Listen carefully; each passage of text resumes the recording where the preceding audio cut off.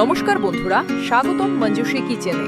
আজ আমি তৈরি করব একদম নবাবী স্টাইলে শাহি টুকরা, দুধে ভেজানো সুস্বাদু মিষ্টি ডেজার্ট। প্রথমে দুধ ফুটিয়ে অর্ধেক করে নামিয়ে নিন। তারপর এতে চিনি, এলাচ গুঁড়ো, কনডেন্সড মিল্ক এবং কেশর মিশিয়ে নিন।